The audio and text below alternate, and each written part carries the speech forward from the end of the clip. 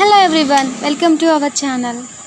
So మేమైతే ఇంకా కొబ్బరికాయలు కొట్టి దేవుడి దర్శనం చేసుకొని అయితే మెట్ల పూజ స్టార్ట్ చేసామండి.